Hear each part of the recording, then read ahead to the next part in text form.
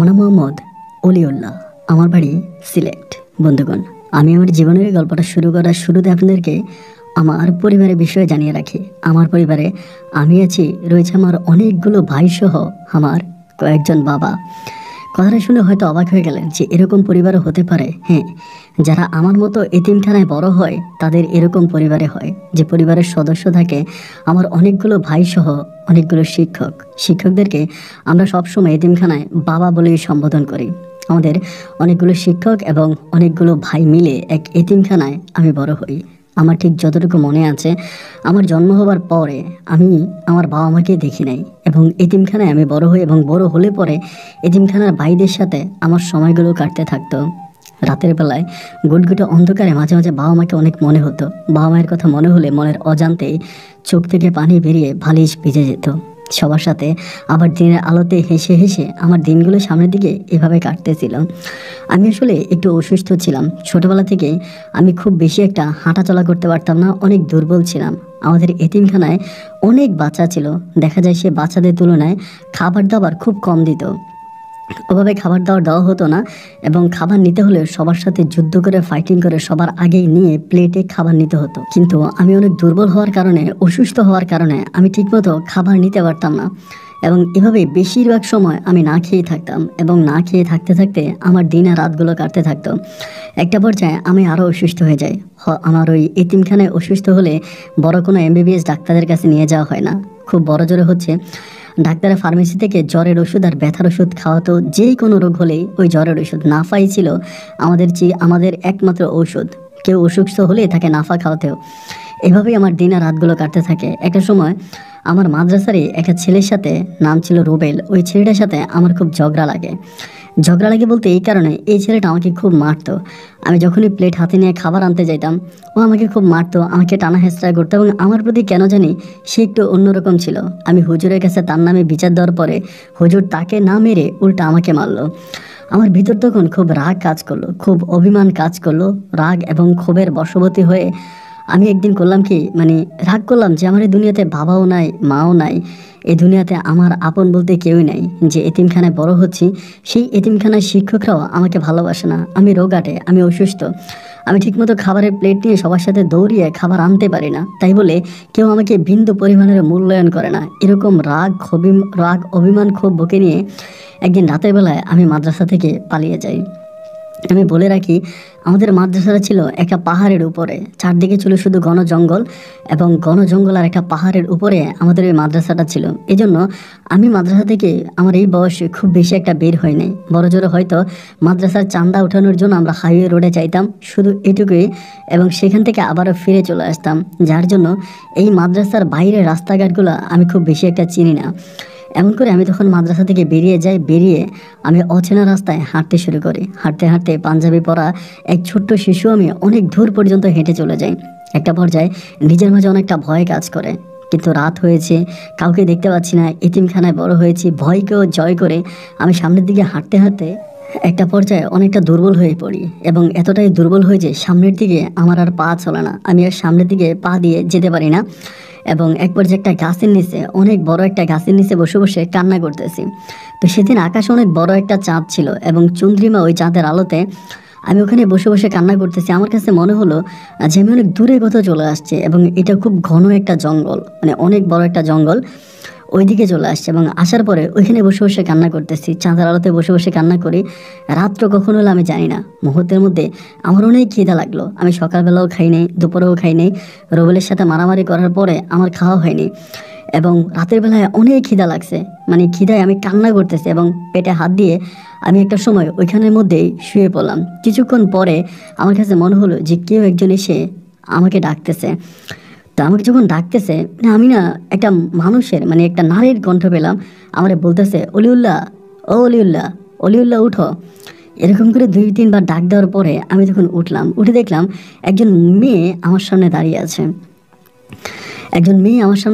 এবং তারে দেখার পরে আমি খুব অবাক হয়ে গেলাম। আমি মনে করলাম হয়তো পাহাড়ের আশেপাশে কোনো বাড়ি ঘরের থেকে আসছে এরকম। আমি যেখানে কান্না করছি আমার কান্নার শব্দ মনে হয় শুনে আসছে। পরে আমি বললাম, আপনি? বলে, আমার নাম পীরা। আমি বললাম, পীরা, আপনি এখানে কেন আসছেন? পরে আমার বলে, তোমার খিদা লাগছে? আমি বলি হ্যাঁ আমার তো অনেক খিদা লাগছে, আমার অনেক খিদা লাগছে। বলে মাদ্রাসা থেকে পালায় চলে আসছো? আমি মাদ্রাসা থেকে পালায় চলে আসছি। বলে আচ্ছা আমি তোমার জন্য খাবার আনছি। এই বলে একটা বক্সের থেকে তিনি আমাকে অনেকগুলো খাবার দেয় এবং খাবারগুলো খুবই সুস্বাদু ছিল। মাংস ছিল এবং ভাত ছিল। আমি একদম গবক গবক করে অনেক খাবার খেয়ে ফেলি এবং খাবার খেয়ে ফেলার পরে আমি ওনার দিকে তাকায় থাকি। আমি তো অনেক ছোট মানুষ না, মানে মাথার মধ্যে তখন ওই বুদ্ধিটা নাই যে এই মানুষটা এরকম গভীর রাতে এই জঙ্গলের মধ্যে কোত্থেকে আসলো, মানে সে কিভাবে আসলো এত জঙ্গলের মধ্যে, আমাকে সে সাহায্য করতেছে না, আমি তো তাকে চিনি না। মানে এই জিনিসটা নিজের মাঝে আসতেছে না যে এরকম মানে অচেনা একটা মেয়ে কেন এসে আমাকে এত রাতেরবেলা খাবার দেবে। খাবারটা খাওয়ার পরে সে আমাকে পানি দিলে, আমি হাত ধুইলাম। হাত ধোয়ার পরে আমি বলি আপনি খেয়েছেন? বলে হ্যাঁ আমি খেয়েছি। কথা বলতে বলতে একটা সময় সে আমার পাশে বসলো এবং পাশে বসার পর আমার বলে অলিউল্লাহ তুমি যে মাদ্রাসা থেকে চলে আসছো এখন থেকে কোথায় যাবা? আমি বলি সকালবেলা সূর্য উঠলে এখান থেকে চলে যাব। তা বলে সকালবেলা সূর্য উঠলে এখান থেকে উঠে কোথায় যাবা? আমি বলি কোথায় যাব তা তো আর জানি না, এখান থেকে আমি চলে যাব। পরে আমাকে বলে এখান থেকে চলে গেলে মানুষ তোমাকে মারবে, তোমার ওই মাদ্রাসার শিক্ষক ছাত্রছাত্রী সবাই তোমার মানে ছাত্ররা সবাই তোমার খুঁজতেছে, তোমাকে পাইলে খুব মারবে। আমি বলি মারবে কেন, আমি তো কোনো অন্যায় করি নাই। বলে অন্যায় করো নাই, তুমি মাদ্রাসা থেকে পালিয়ে চলে আসছো, এর থেকেও বড় অন্যায় কি আর কিছু হতে পারে? আমি বললাম তাহলে আমি কি করব? বলে তুমি এখানেই বসে থেকো, আমি তোমাকে খাবার দিয়ে যাব। আমি বললাম আপনি আমাকে খাবার দিয়ে যাবেন? বলে হ্যাঁ তুমি এখানেই থেকো, আমি তোমাকে খাবার দিয়ে যাব। তাই আমি বললাম আপনার বাড়ি কোথায়? পরে সে আঙ্গুল দিয়ে দেখিয়ে দিল কোনো একটা পাহাড়ের চূড়া। আমাকে বলে এখানে আমার বাড়ি। আমি বললাম আপনি এখান থেকে এখানে আসছেন? বলে হ্যাঁ। তাই আমি বললাম আপনি আমাকে আপনার সাথে নিয়ে যান। বলেন আমি তোমাকে আমার সাথে নিতে পারবো না, আমি তোমাকে নিতে পারবো না, তুমি এখানেই থাকো, তোমাকে কেউ দেখবে না, তুমি এখানে থাকো, আমি তোমাকে খাবার দিয়ে যাবো। তো এই বলে তার সাথে অনেকক্ষণ পর্যন্ত কথাবার্তা হলো এবং কথাবার্তার একটা পর্যায়ে একদম সকাল পর্যন্ত, মানে আমি তার সাথে কথা বলতেছি, দেখতে দেখতে কখন সকাল হয়ে গেছে আমি বুঝতেই পারি নাই। এবং সে বলে তুমি তো এখন ঘুমাবা, এখন ঘুমাও, আমি চলে যাই। এই বলে সে তখন চলে গেলো। আমি ওই গাছের ঢালের একটা পাশের ভিতরে চূড়ার একটা জায়গায় আমি তখন শুয়ে আছি এবং শুয়ে আছি। পরে আমার তখন ঘুমটা ভাঙলো এবং ঘুম ভাঙার পরে মানে ঘুম যখন ভাঙছে তখন সূর্যের আলো এসে আমার চোখের মধ্যে পড়তেছে। এটা আমার ঘুমটা ভেঙে গেল। ঘুমটা ভেঙে যাওয়ার পরে উনি আমাকে বললো যে এখান থেকে না যাওয়ার জন্য আমি একবার চিন্তা করছি এখান থেকে চলে যাব, মানে এখানে থাকবো না, কিন্তু কোনো মানুষ নাই কিছু নাই, আমি এখানে থাকবো না, এখান থেকে চলে যাব। পরে আবার চিন্তা করতে উনি না আমাকে যেতে মানা করছে। আবার ভাবি উনি যদি আমাকে হুজুরের কাছে ধরাই দেয়, উনি যদি নিজেই ধরাই দেয়, মানে অনেক চিন্তা ভাবনা করে দুপুরের মধ্যে আমি তখন এখান থেকে বেরিয়ে গেছি। মানে দুপুরের মধ্যে আমি এই জায়গা থেকে বেরিয়ে গেছি এবং বেরিয়ে যাওয়ার পরেই আমার অনেকগুলা বাচ্চারা এসে আমাকে মানে ওরা মনে আমাকে খুঁজতেছে, আমার এখানে ধরে ফেলছে। আমার সাথে যারা এতিমখানা থাকতো ওরা দিয়ে আমার বলে রাতের বেলা কোথায় ছিলি? আমি কিছু বলি না। পরে আমাকে এখান থেকে টেনে হেসড়ে মাদ্রাসায় নিয়ে গেছে। মাদ্রাসায় নিয়ে যাওয়ার পরে হুজুর আমাকে অনেক মারছে, মানে এমন মারছে বলার মতো না। আমাকে প্রচণ্ড মারে এবং মায়ের খেয়ে আমি যখন কান্না করি এবং কান্না করে আমি যখন এনে বসে থাকি, দুপুরবেলা তখন আমাকে খাবার দেয়, মানে মাদ্রাসার খাবার দেয়। হুজুর আমাকে মারছে উনি আমার জন্য স্পেশালি খাবার নিয়ে আসছে। তো খাবার নিয়ে আসলো পরে আমি তখন খাবার খাইছি। আমার বলে আর কোনোদিন পালায় যাবে মাদ্রাসা থেকে, এখানে ঘন জঙ্গল, তুই কোথায় গেছিস? আমি কিছু বলি না। তো এরপরে দুপুরে খাইছি। খাওয়ার পর রাতের বেলায় আমি যার সাথে ঘুমাইছি ওর সাথে আমার আবার মোটামুটি একটা ভালো বন্ধুত্ব আছে। এরপরে ঘুমাইছি। পরে আমি শুনতেছি আমাকে বাইরে থেকে ওই কণ্ঠটা ডাকতেছে, মানে উনি যে আমাকে যে কণ্ঠে ডাকতো না ওই কণ্ঠে বাইরে থেকে ডাকতেছে। তো দুইটা ডাক দেওয়ার পরে আমি তখন চিন্তা করলাম মাদ্রাসা থেকে বেরিয়ে যাব। দুইটা ডাক দিছে পরে আমি তখন মাদ্রাসার দরজাটা খুললাম, খুলে বেরোইছি এবং বের হওয়া মাত্রই হুজুর মানে কান খালা রাখছে যে আমি তো একবার পালাই গেছি, আবার পালায় যায় কিনা। এই গেটের মধ্যে হুজুর আমার আবার ধরছে, এই তোর এত বড় সাহস, তুই আবার পালিয়ে যাচ্ছিস, মানে আবার মারছে। মাইরে আমার ওইখানে গিয়ে শোয়াই দিছে। শোয়াই দেওয়ার পরে আমার যে বন্ধুটা আছে ও আমার সাথে শুয়ে বলতেছে তুই পালিয়ে যাস কেন, পালিয়ে তুই কোথায় যাস? আমি বলি আমি তো পালিয়ে যাচ্ছিলাম না, আমাকে একজনে ডাকছে, আমি এই জন্য উঠে গেছিলাম। পরে বলে তোরা ডাকছে, কে ডাকছে? আমি বলি পীরা। বলে পীরা কে? আমি বললাম উনি আমাকে কালকে রাতে খাবার দিছে, অনেক মজার খাবার দিছে, আমি খাবার খাইছি, মনে হয় আজকে আমার জন্য খাবার নিয়ে আসছে, আমার খাবার খাওয়ার জন্যই মনে ডাকছে। পরে আমারে বলতেছে ধুরু বেটা তুই পাগল হয়ে গেছিস, এরকমভাবে কেউ কেউ খাবার দেয়? আমি বললাম না সত্যি আমার গতকালকে রাতে খাবার দিছে, আমি ওই দিকে গাছের নিচে শুয়েছিলাম, আমার আইনা খাবার দিছে, আজকেও মনে আমার জন্য খাবার আনছিল, হুজুর যদি না দেখতো তাহলে কিন্তু আমি খাবার খাইতে পারতাম। পরে বলে দূর এত কথা বলিস না তো, তুই শুয়ে পর। এরপরে ঘুমিয়ে গেছি। ঘুমিয়ে যাওয়ার পরে আমার আর কোনো কিছু মনে নাই এবং সকালবেলা উঠা ফজরের নামাজ পড়ছি। ফজরের নামাজ পড়ে আমরা সবাই কোরআন পড়তেছি এবং কোরআন পড়ে আমরা 10টার দিকে 9টা-10টার দিকে তখন খেলা করতেছি, মাদ্রাসায় যে মাঠ আছে না, মাঠের মধ্যে খেলতেছি। এই পর্যায়ে হুজুর তখন আমাকে ডাকছে, মানে আমাদের হুজুর, এই অলিউল্লা এদিকে আয়। পরে গেছি, যাওয়ার পরে হুজুর আমার বলে, তুই কালকে রাতে কই গেছিলি? এমনি বলে। আমি বলি, হুজুর আমি তো এখানেই শুয়েছিলাম। বলে, তুই উঠে গেলি কেন হঠাৎ করে? আমি বললাম, এমনি উঠছি। বলে, কালকে রাতে আর আগের রাতে তুই যে মাদ্রাসা থেকে পালাই গেছিলি, এরপরে কোন গাছের নিচে গিয়ে ঘুমাইছিলি? তোরা কে খাবার দিছে? ওই কিরে হুজুর এটা জানলো কেমনে? পর হঠাৎ করে মনে হলো, আরে আমি না আমার বন্ধুর কাছে বলে দিছি, না জানি আমার বন্ধু হুজুরকে বলে দিছে। আমি বলি, হুজুর আমার একজনে খাবার দিছে। তা বলে, কে এটা?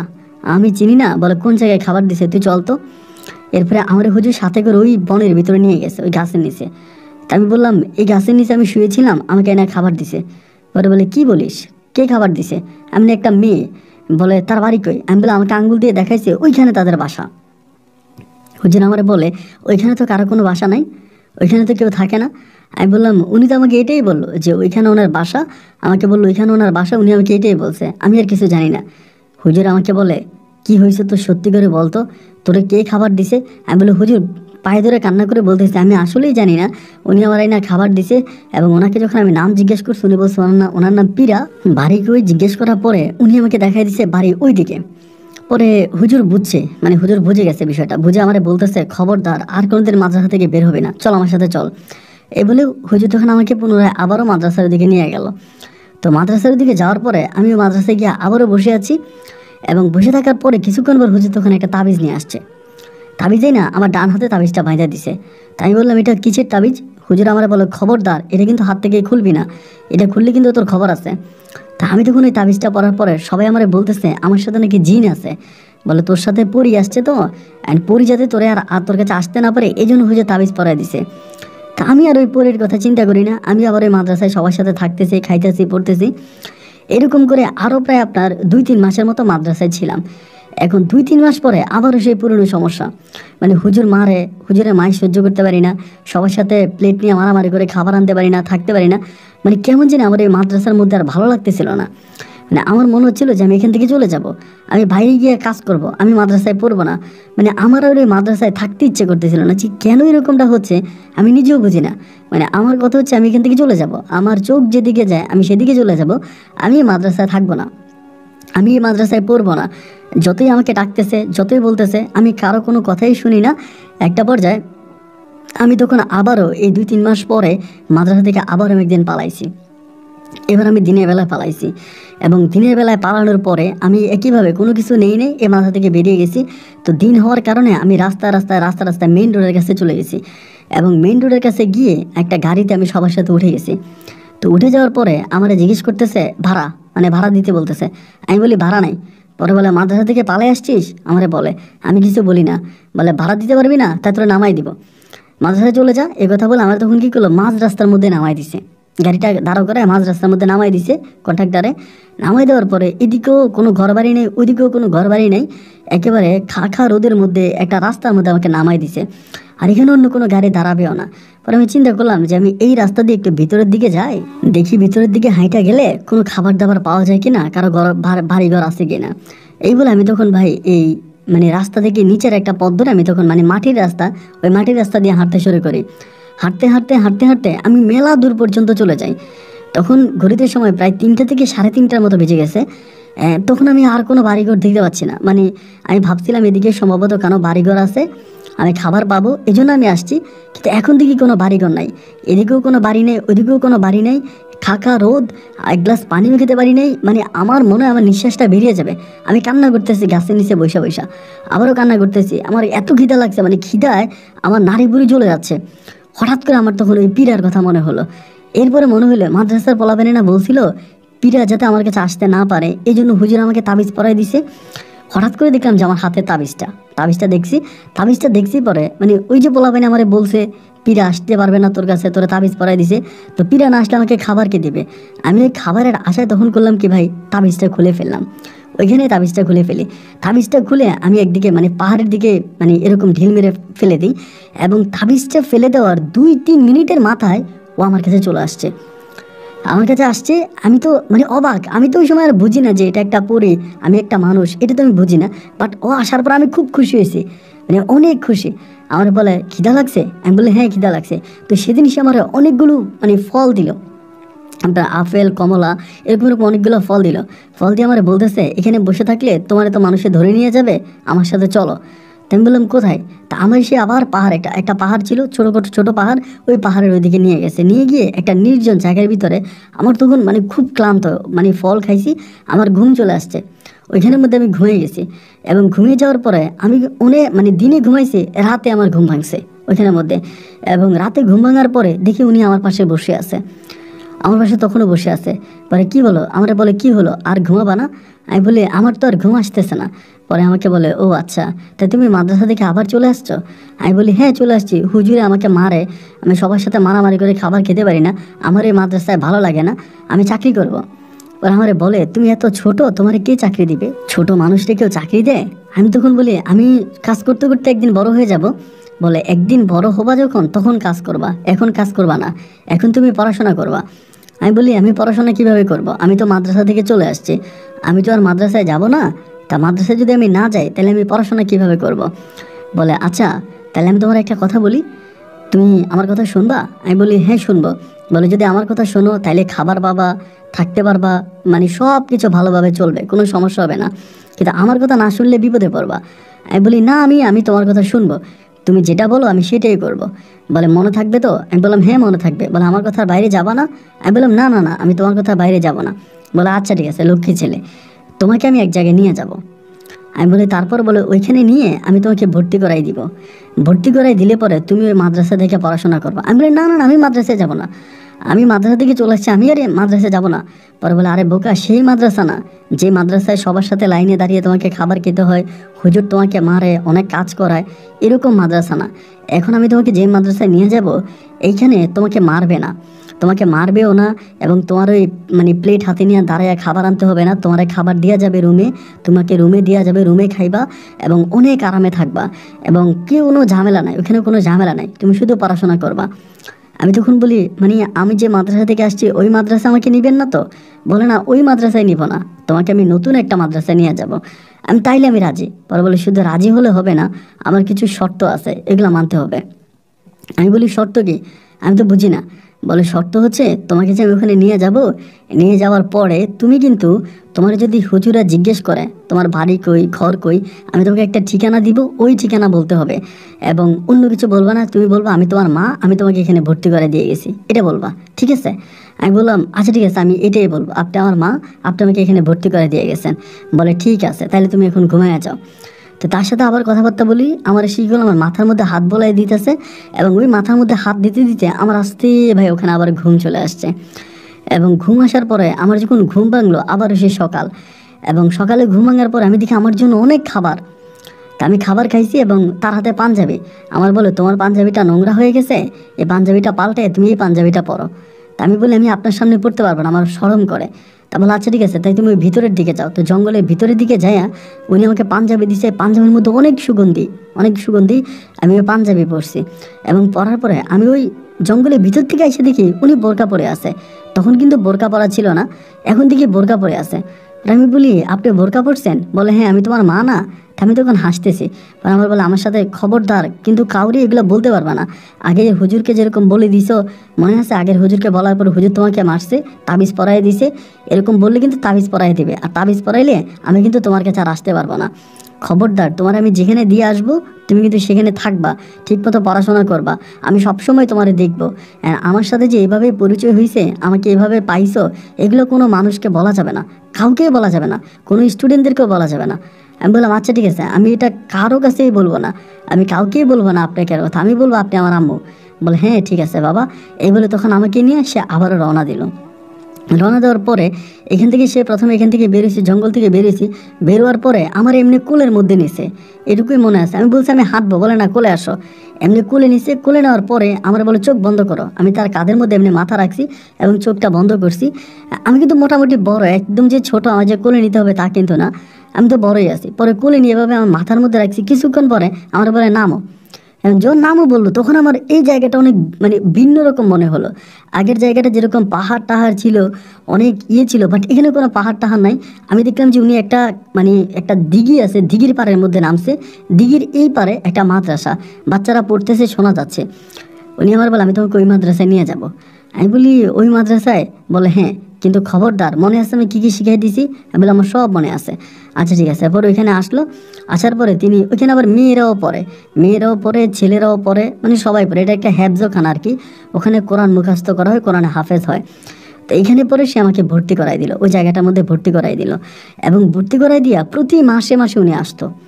তো প্রতি মাসে মাসে আসতো এবং আইসা পরে আমারে দিয়া যাইত, আমার খাবার দাবার দেওয়া যেত, টাকা পয়সা দেওয়া যেত, হুজুরদের বেতন দেওয়া যেত, মানে সব কিছু উনি দিত। তো আমি এইভাবে আমার দিন আর রাতগুলো কাটতে থাকে। আমি কিন্তু আসলেই তারে মানে আমি বুঝি না যে সে আসলে কে কি। এরকম করতে করতে করতে করতে আমি কিন্তু আর কাউরে বলি নাই বিষয়টা, আমি কাউরে জানাই নাই। এমন করতে করতে আমি প্রায় অনেকটা বড় হয়ে যাই।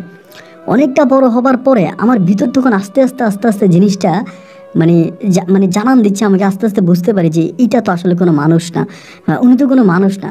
উনি আমার সাথে প্রায় 3 বছর হয়ে গেছে। এই 3 বছর পর্যন্ত উনি আসতো যাইতো, প্রতি মাসে আসতো, আমাকে খাবার দিত, হুজুরের বেতন দিত।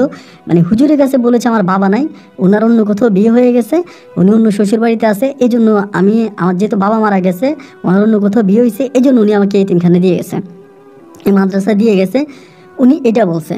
এবং এইটা বলার কারণে দেখা গেল যে হুজুরও আর কোনো কিছু বলে না। হুজুরে বলে দিছে আমি কিন্তু ঈদের সময় ওকে নিতে পারবো না, ঈদের চাঁদে ও কিন্তু এখানেই থাকবে, সবসময় এখানে থাকবে। হুজুর বলে আচ্ছা ঠিক আছে। তা 3 বছর পরে মানে আমার ভিতর তখন আস্তে আস্তে মানে যেরকম একটা মানুষের জ্ঞান বুদ্ধি এরকম হয় না, ওই রকম আমি তখন বুঝতে পারি যে উনি তো আসলে কোনো মানুষ না, উনি অবশ্যই কিছু একটা। তো তখন আমি নিজেও বুঝি, সেও বুঝে। তা সে আমাকে বলে আমার তোমার ভালো লাগে, আমি তোমাকে সাহায্য করি, কিন্তু কখনোই আমার সাহায্যের কথা কাউকে বলে তুমি নিজেও বিপদে পড়ো না, আমাকেও বিপদে ফেলাইও না। এইরকম করে মাঝে মাঝে এবার থেকে আমি যখন মোটামুটি বুঝ হয়ে গেছে, আমার বয়স হয়ে গেছে, তখন আর মানে এরকমভাবে আসতো না, প্রতি মাসে আসতো না। তখন 3 মাস, 4 মাস, 5 মাস বা 6 মাস পরেও আসতো একবার। এবং 6 মাস পরেও আসতো। আবার তার সাথে আমার একটা কলবের মিল ছিল, এটা হয়তো আমি এখন কাউকে বুঝাইতে পারবো না। যে ধরেন আমি তারে কোনো কিছু বললে সে আমার কথা রিপ্লাই দিত, আমি কিছু বললে তার কথা আমি শুনতাম। ধরেন সে যেখানেই থাকুক, আমি যদি বলতাম পীরা, ডাক দিতাম, আমাকে বলতো হ্যাঁ, আমি তার কণ্ঠটা শুনতে পাইতাম। তা আমি বললাম আমি এটা করবো, হ্যাঁ করো, ওইটা করবো, হ্যাঁ করো। মানে আমার সাথে তার একটা মানে কানেকশন ছিল, যেটা আসলে কলবের কানেকশন বলে, ওইরকম একটা কানেকশন তার সাথে আমার ছিল। কোনো কিছু বললে, সে যদি কোনো কিছু বলতো আমি শুনতাম, আর আমি কোনো কিছু বললে সে শুনতো, ইনস্টেল কিন্তু শুনতো। এমন না যে একটা সময় লাগতো বা একটা সময়ের পরে শুনতে পাইতো, এরকম না। মানে কোনো একটা কিছু বললেই সে সাথে সাথে শুনতে পাইতো, এবং ওইটার আমাকে আবার উত্তরও দিত, খুব সুন্দর করে উত্তর দিত। তো এমন করেই তার সাথে তখন আমার কথাবার্তা হচ্ছে। এরকম করতে করতে আমি ওখানে কোরআনে হাফেজ হয়ে যাই। একটা পর্যায়ে আমি কোরআনে হাফেজ হয়ে যাই, সে আসে মিষ্টি দেওয়া যায়। আমি কোরআনে হাফেজ হওয়ার পরে মাদ্রাসায় এসে মিষ্টি দিয়ে যায়, সবার সাথে কথাবার্তা বলে, খুব মধুর একটা সম্পর্ক তার সাথে আমার। পরে মানে খুবই মধুর সম্পর্ক। আমার এই পৃথিবীতে এই পীরা ছাড়া আমার আর কেউ নেই। মানে আমার কাছে মনে হয় তিনিই আমার মা, তিনিই আমার বাপ, তিনিই আমার সব, মানে তিনি ছাড়া আমার কোনো গতি নেই। তো যাই হোক, এরকম করতে করতে পরে আমারে বললো যে অলিউল্লাহ, তখন আমাকে হাফেজ অলিউল্লাহ বলতো, যে হাফেজ অলিউল্লাহ এখন তুমি কি করবা, আমার এটা বলে। আমি তখন বললাম আমি শিক্ষকতা করব, মানে আমার ইচ্ছা শিক্ষকতা করা, যেহেতু মাদ্রাসা নিয়ে পড়াশোনা করেছি, আমি শিক্ষকতা করব। এরই মাঝে আমি কিন্তু বেশ কয়েকবার আমি যে মাদ্রাসা থেকে মানে যে এতিমখানা থেকে পালাই আসছি, এই এতিমখানায় আমি অনেকবার গেছি। এবং ওই এতিমখানায় গেছি, এতিমখানা অনেক মানে ছেলেরা আছে, ওদের সাথে কথাবার্তা বলছি। কিন্তু ওই পীড়ার যে বিষয়টা, এটা আমি আর কারো কাছে বলি নাই। পীড়ার বিষয়টা আমি পরিপূর্ণভাবে আমার নিজের মাঝে লুকিয়ে রেখেছি। পীড়ার সাথে যে আমার একটা আত্মার সম্পর্ক আছে, এটা শুধুমাত্র আমি জানি আর পীড়া জানে। এই বিষয়টা আমি কারো কাছে মানে পাবলিক করি নাই, কাউকে আমি বলি নাই। তো হাফেজ হওয়ার পরে ওই যখন আমাকে একটা চাকরির সন্ধান দিল, যে ওই জায়গায় একটা চাকরি আছে, ওই চাকরিটা ভালো হবে, তুমি ওইখানে গিয়ে চাকরি করতে পারো। পরে ঠিকানা দিল, ঠিকানা দেওয়ার পরে সে জায়গায় আমার তখন চাকরি হলো। আমি গেলাম, ওইটাও একটা মাদ্রাসা, মানে হাফিজিয়া মাদ্রাসা, ওইটা একটা প্রাইভেট মাদ্রাসা। ওখানকার বাচ্চাদেরকে আমি পড়াবো, মাস শেষে আমাকে বেতন দিবে, ওই রকমভাবে আমার ওইখানে আমি তখন বাচ্চা পড়াইতেছি। পড়াইতে পড়াইতে অনেক বাচ্চারাই তখন আমার এই মাদ্রাসায় আসতো, আমার মাদ্রাসায় ভর্তি হইতো, আমি আমার মাদ্রাসায় তাদেরকে রাখতাম। এবং আমি ছাড়া আরও 2 জন শিক্ষক ওখানে ছিল, আমি সহ 3 জন ছিলাম। তো ওই যে পীরা ইনি মাঝে মাঝে আসতো, মানে বোরকা পরে আসতো, আমার সাথে দেখা করতো। আমার যে বাকি হুজুরা আছে অনেকেই বলতো এটাকে, আমি বলতাম এটা আমার বোন, এরকম বলতাম যে এটা আমার বোন, আমার বড় বোন আমার সাথে দেখা করতে আসে। তো সে যদিও আসতো এতভাবে বোরকা পরে আসতো, হিজাব পরে আসতো, মানে তারা দেখা যাইতো না, তার চেহারা দেখা যাইতো না, এইভাবে আসতো আমার সাথে কথাবার্তা বলতো। এরকম করতে করতে ওই মাদ্রাসার একটা বাচ্চারা আমি পড়াইতাম, নাম হচ্ছে নিয়ামত। এই নিয়ামত বাচ্চাটা কিন্তু এই মাদ্রাসার, আমাদের মাদ্রাসার বাচ্চা ছিল না, ওই ছেলেটা স্কুলে পড়তো, কিন্তু কোরআন পড়াইতাম আমি তার ঘরে গিয়ে, কোরআন শরীফ পড়াইতাম। অ্যান্ড ওই বাচ্চাটা পড়াইতাম, বাচ্চাটার বাবার সাথে আমার একটা ভালো সম্পর্ক হয়। ওই ওই বাচ্চাটাও কিন্তু অনেক বড় লোক, মানে ওরা কিন্তু অনেক রিচ ফ্যামিলির, এবং ওই ছেলের বাবাটা অনেক ভালো। ওনার একটা ছেলে একটা মেয়ে, মানে প্রথমে একটা সরি দুইটা মেয়ে একটা ছেলে, বড় দুইটা মেয়ে আছে এবং ছোট এই ছেলেটা। আমি ওই ছোটো ছেলেটারে পড়াইতাম। এরকম করতে করতে ওর বাবার আবার দোকান ছিল বাজারের উপরে, কোরআন শরীফ, মানে কোরআন শরীফ ইয়া করতো, হাদিয়া দিত, তারপরে বিভিন্ন ধরনের মানে ইসলামিক বই টই, মানে এক কথায় বলতে গেলে একটা লাইব্রেরি ছিল। তো আমি মাঝে মাঝে লাইব্রেরিতে যাইতাম, লাইব্রেরিতে গিয়ে আমি বই পড়তাম, লাইব্রেরিতে যাইতাম, বিভিন্ন ধরনের ইসলামিক বই, ইসলামিক ইতিহাস এগুলো আমি পড়াশোনা করতাম। এরকম করতে করতে এই নিয়ামতের বাবার সাথে আমার একটা ভালো সম্পর্ক হয়ে যায়, এবং সম্পর্ক হলে পরে উনি আমার একদিন ওনার বাড়িতে একটু অন্যভাবে দাওয়াত দেয়। মানে দাওয়াতটা ছিল এরকম যে আমারে বলে যে আজকে তুমি আমার বাড়িতে আসবা, তোমার আমি বরপেট খাওয়াবো, এটা আমি বলতেছি। তো আমি আমাকে দাওয়াত দিছে, এরকমভাবে কিন্তু আমার কোনোদিন দাওয়াত দেয় নাই। ওই দিন দুপুরে দাওয়াত দিছে, পরে আমি পাঞ্জাবি পায়জামা পরে সুন্দর করে ওনার দাওয়াতে যাব, এবং দাওয়াতে যাচ্ছি, হঠাৎ করে দেখলাম যে আমি বুঝতেছি যে পীরা আছে আমার সাথে। পরে আমারে বলে যে হাফেজ অলিউল্লাহ কোথায় যাচ্ছ, আমারে বলে এই যে কলবে কলবে কথা হচ্ছে। পরে আমি বললাম আমি তো অনুষ্ঠানে যাচ্ছি, আর দাওয়াতে যাচ্ছি, আমার দাওয়াত দিছে। পরে আমি বলি আপনি তো জানেনি, বলে তা তো জানি, কিন্তু কিসের দাওয়াত এটা কি তুমি জানো না? আমি বললাম না, ওই যে নিয়ামতের বাবা, আমি তো নিয়ামতের পড়াই, ওর বাবা দাওয়াত দিছে। পরে বলে তোমার আজকে বিয়ে করাই দিবে, এমন করে বলতেছে। আমি বললাম এটা কি বলো, আমারে বিয়ে করাই দিবে? বলে তোমার আজকে বিয়ে করাই দিবে, দেখো ওরা তোমার বিয়ে করানোর জন্য নিতেছে, এমন করেই বলে। আমি বললাম ধুরো, আমার বিয়ে করানোর জন্য নিয়ে যাবে? আমি রাস্তায় হাঁটতেছি আর তার সাথে কথা বলতেছি, না আমাকে বিয়ে করানোর জন্য নিয়ে যাবে? আমার কেন বিয়ে করাবে? উনি এত বড় লোক, ওনার এত টাকা পয়সা, উনি তো চাইলে ওনার মেয়েকে যে কারো কাছে বিয়ে দিতে পারে, তা আমার কাছে কেন বিয়ে দিবে? পরে বলে আমি তো বললাম তুমি দেখো তোমার বিয়ে করানোর জন্য নিতেছে, এবং ওইখানে নিয়ে তোমার বিয়ে করাই দিব। এইরকম করে আমার সাথে কথাবার্তা বলতেছে, তা আমি মানে ওর কথার মূল্যায়ন করতেছি না, মানে হাসাহাসি করতেছি। এরকম করতে করতে ওদের বাড়ির দিকে গেলাম, যাওয়ার পরে দেখলাম আসলেই ঠিক একেবারে জামাই আবদারের মতো আমার জন্য প্রচুর খাবার দাবার আয়োজন করছে। মানে এত খাবার দাবার দেখে তো আমি অবাক, কিরে এত খাবার দাবার আমার জন্য। এমন আমি খাবার দাবার খাইলাম, এবং খাবার দাবার খাচ্ছি, ওনারা আমাকে খাওয়াইতেছে, আমি খাচ্ছি। তো এরকম করে খাবার দাবার খাওয়ার পরে ওর বাবা তখন আমারে বললো যে তুমি একটু বসো, আমি তোমার সাথে কথা বলবো। তো ওনাদের বাড়ির সামনে হচ্ছে বসার একটা জায়গা আছে, টুলের মতো আছে, ওইখানে নিয়ে নিয়ামতের বাবা আমার সাথে বসছে। বৈশা আমারে বলতেছে হাফেজ অলিউল্লাহ তোমার একটা কথা বলি, তুমি তো আজকে অনেক মাস ধরে আমার বাচ্চারে পড়াও, আমার ঘরে আসো। উনি যে আমার কথাগুলো বলতেছে, আমার তখন ওই পীরার কথা মনে হইতেছে যে পীরা যে আমারে বলছে যে আমারে বিয়ে করাই দিবে, বা আমার বিয়ে করানোর জন্য উনি উনি আমাকে নিয়ে আসছে, মানে পীরার কথা মনে হইতেছে। যে ওনার কথাবার্তাগুলো কিন্তু ঠিক এরকমই, যে ওনার মেয়ের বিয়ের বিষয় নিয়ে উনি কথা বলবে, মানে আমার এরকমটাই মনে হচ্ছে। একটা পর্যায়ে উনি ঠিকই বললো যে তোমার তো এই দুনিয়াতে কেউ নাই, তোমার বাবাও নাই, মাও নাই, তুমি তো সম্পূর্ণভাবে এতিম। তা তুমি যদি এই আমার মেয়ের বিয়ে করতে চাও, আমি আমার মেয়েটাকে তোমার কাছে বিয়ে দিতে চাই।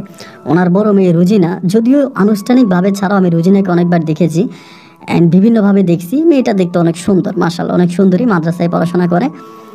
পরে এই যে আমি ওনার সাথে কথা বলতেছি না, টুলের মধ্যে বসে, পীরা কিন্তু হাসতেছে, আমি আমার কানে শুনতেছি, হাসতেছে, হাসি হাসা বলতেছে যে কি বলেছিলাম না, কি বলেছিলাম না। পরে আমি তুমি চুপ করো এরকম করে বলতেছি। পরে উনি আমারে বলে, আমি বললাম যে দেখেন আসলে কি বলবো তা তো বুঝতেছি না, এখন আপনি তো জানা আমার এই দুনিয়াতে গার্ডিয়ান বলতে কেউ নেই, আমার এই বাবা মা কেউই নেই, আমি তিনখানায় বড় হয়েছি, এখন আপনি আপনার মেয়েরা আমার কাছে বিয়ে দিবেন, কার হাতে তুলে দিবেন? আমার তো কোনো গার্ডিয়ান নাই। উনি বলে তোমার গার্ডিয়ান হচ্ছে কোরআন শরীফ, তুমি কোরআন শিখেছো, তোমার ভিতরে 30 সিরফা কোরআন আছে, যে কোরআন হাত দিলে আমরা উজু করি, সেই কোরআনটা তোমার ভিতরে আছে। সুতরাং তোমার মতো পীর তো আর হতে পারে না। আমি আমার কোরআনের কাছে আমার মেয়েকে বিয়ে দেবো, তুমি আমার মেয়ের গার্ডিয়ান, তুমি আমার মেয়ের সব, আমি তোমার কাছে আমার মেয়েকে বিয়ে দেবো। মানে আমি তখন ওনার দিকে তাকিয়ে আছি, মানুষটা আমার উপরে খুব ভরসা করতেছে। পরে আমারে বলে যে কি বলো তুমি গিয়ে এই তোমার কি কোনো আত্মীয় স্বজন বা এরকম? আমি বললাম যে না, ওরকম আমার কেউই নেই। বলে তাহলে এখন তুমি বলো যে তোমার সাথে আমার কথা বলতে হবে, এখন তুমি রাজি আছো কিনা? আমি বললাম যে আমার একজন গার্ডিয়ান আছে, আমি ওনার সাথে যোগাযোগ করে আপনাকে জানাবো। তো আমার বলে তোমার একজন গার্ডিয়ানকে? তখনও কিন্তু পীর আমার কানে হাসতেছে। আমি বলি আচ্ছা ঠিক আছে, আমি তাহলে চলে যাই, আমি কালকে আপনাকে জানাবো। বলে আচ্ছা ঠিক আছে, তুমি কালকে জানাইও, কালকে দোকানে আসলে জানাইও। তারপর এখান থেকে চলে গেলাম। এই রাস্তার মধ্যে আমি আসতেছি, এই পীর আমার লোকে দুষ্টামি করতেছে, আমার চুল ধরে টান দিতেছে, আমার পাঞ্জাবি ধরে টান দিতেছে, আমার বলে হে হাফেজ বিয়ে করবে এমন সেমন। তো দুষ্টামি করতে করতে আমি আসরের সময় চলে গেছি মাদ্রাসায়। মাদ্রাসায় গিয়ে আসরের নামাজ পড়ছি, পরে বাচ্চারা খেলতেছে, মাঠের মধ্যে বসে আছি। এবার মাগরিবের নামাজ পড়ছি, পইরা খাওয়া দাওয়া করে এবার এশার নামাজ পড়ে আমি একটু কোরআন পড়লাম, বাচ্চাদেরকে পড়াইলাম, পড়াইয়া আমি রুমে আসছি। আসার পরে আমি চিন্তা করলাম যে আসলেই তো বিষয়টা পীরের সাথে আলোচনা করা দরকার, কারণ ওই তো আমার এই দুনিয়াতে গার্ডিয়ান, কারণ ওই আমাকে নিজের সন্তানের মতো করে আমার এখানে পড়াশোনা করাইছে, আমাকে টাকা পয়সা দিছে, এবং ওর জন্যই তো আজকে আমি কোরআনে হাফেজ হয়েছি। তাহলে ওই তো আমার গার্ডিয়ান। পরে আমি বললাম যে ঠিক আছে, তাহলে পীরের সাথে আলোচনা করি। পরে আমি ওরা ডাক দিলাম, 2বার ডাক দিলাম, ও তখন আসছে। আইসা আমার বলতেছে কি, আমি কিন্তু তারে আর ওই সময় সরাসরি দেখি না, শুধু কানে শুনতেছি তার কথা। পরে আমি বললাম পীরা, আমি তো ওর বাপেরে রুজিনের বাবারে, নিয়ামতের বাবারে একদিনের সময় দিয়ে আসছি, এখন কালকে তো ওনাকে আমার একটা রেজাল্ট জানাইতে হবে, এখন কালকে আমি কি রেজাল্ট জানাবো, কি বলবো? পরে আমার বলে কি বলবা, তুমি জানো? আমি বলি না না, আমি তো জানি, ঠিক আছে, তো এরপরেও তোমার কাছ থেকে একটা জানতে চাচ্ছিলাম আর কি, তোমার কাছ থেকে জানতে চাচ্ছিলাম যে কি করা যায়। পরে আমার বলে আমি তোমার এই বিষয়ে কিছু বলতে পারবো না, এটা তুমি জানো। পরে আমি বললাম যে না আমি জানি, ঠিক আছে, আমার তো কোনো গার্ডিয়ান নাই, তুমি তো আমার গার্ডিয়ান, তুমি আমার একটু বলো। পরে বলে ওই মেয়েকে বিয়ে করলে আমাকে হারাবা, এমনি বলে, একটু দীর্ঘশ্বাস ফেলে কথাটা বলে। আমি তখন বললাম যে পীরে তুমি এসব কি বলছো, যে আমি ওই মেয়েকে বিয়ে করলে তোমাকে হারাবো? তোমাকে হারাবো কেন? বলে আচ্ছা তোমার কি ওই মেয়ের পছন্দ হয়? এমনি বলছে। আমি বললাম হ্যাঁ আমার পছন্দ হয়, দেখলাম মেয়েটা তো দেখতে শুনতে ভালো, শিক্ষিত, নম্র, ভদ্র, মেয়ের ফ্যামিলির অবস্থাও ভালো। তো পীর আমার বলে হ্যাঁ এই মেয়েটা আসলেই ভালো, তার পারিবারিক অবস্থাও ভালো, আর তোমার তো একজন ভালো গার্ডিয়ান দরকার। অ্যান্ড আমি তো আর সবসময় তোমার সাথে থাকি না, বা আমি তো ভাবে তোমার কোনো গার্ডিয়ান না, তুমি তো মানুষ আর আমি তো আর মানুষ না, তো সেখানে আমি তো তোমার ওরকম ভাবে না, তো তোমার একটা গার্ডিয়ান দরকার। আমার কাছে মনে হয় মেয়েটাকে বিয়ে করলে ভালোই হবে, আমি তোমার জীবনে থাকি বা না থাকি। পরে আমি বললাম পীরে তুমি এসব কি বলো, তুমি আমার জীবনে থাকবা না, এটা কোনো কথা? তুমি তো আমার জীবনে সারা জীবন থাকবা। বলে আচ্ছা ঠিক আছে, তাহলে যাও তুমি বিয়ে করে ফেলো, আমি অনুমতি দিলাম। তো ওর কাছ থেকে অনুমতি নিয়ে পরের দিন সকাল 11টার দিকে আমি তখন ওই আপনার রুজিনার বাবার দোকানে গেছি। দোকানে যাওয়ার পরে উনি ওই আমার দেখে ডাক দিয়ে বলতেছে তাড়াতাড়ি চা নিয়ে আয়, হুজুরের জন্য চা নাস্তা নিয়ে আয়। এটা বলার পরে তখন আমারে চা নাস্তা দিবে, আমি চা নাস্তা খাইছি। বলে আমার বলে হুজুর কি কি খবর, আপনার মন টন খারাপ মনে হচ্ছে, আপনি এরকম তাড়াতাড়ি চিন্তা নেওয়ার দরকার নেই, আপনি আস্তে আস্তে চিন্তা ভাবনা করে আমার জ্বালান। পরে আমি বললাম যে দেখেন আমি আপনাকে একটা কথা বলি, আমার তো এই দুনিয়াতে কেউই নাই, আর আমার কোনো অর্থ সম্পদ নাই, টাকা পয়সা নাই, কোনো কিছুই নাই। আপনি তো মোটামুটি অনেক বড় লোক, এই বাজারে আপনার একটা লাইব্রেরি আছে, লাইব্রেরিটা আপনার নিজের জায়গায়, এবং আপনার ঘর বাড়ি সব আলিশান, এত সুন্দর সাজসজ্জ, এত দামি একটা বাড়ি আপনার। তো আপনি আপনার মেয়েকে আমার কাছে বিয়ে দেন কেন? আপনি তো চাইলে আপনার মেয়েকে যে কারো কাছেই বিয়ে দিতে পারেন, বা আমার চেয়ে উচ্চ বংশীয় ভালো কোনো জায়গায় বিয়ে দিতে পারেন। তা আমার কাছেই কেন আপনার মেয়েকে আপনি বিয়ে দিচ্ছেন? পরে আমার দিকে তাকে হাসতেছে, উনি হাসা বলতেছে যে বাবা রে, আমার অনেক ইচ্ছা যে আমি আমার মেয়েটাকে একটা কোরআনে হাফেজের কাছে বিয়ে দিব, আর তুমি তো একে কোরআনে হাফেজ, তার উপরে তুমি আবার এতিম, সর্বদিক থেকে আমার ভালো লেগেছে। তুমি আমার বাড়ি থাকবা, ঘরে থাকবা, আমার এই ছোটো ছেলেটা অনেক ছোট, তুমি আমার 2টা মেয়ে আছে, আমার এই মেয়েগুলোর সাথে থাকবা, এবং আমি তোমার মতো একটা ছেলে পাইলে আমি আসলে এই জন্যই বলছিলাম। পরে আমি বললাম ঠিক আছে আলহামদুলিল্লাহ, আপনি তাহলে আয়োজন করেন।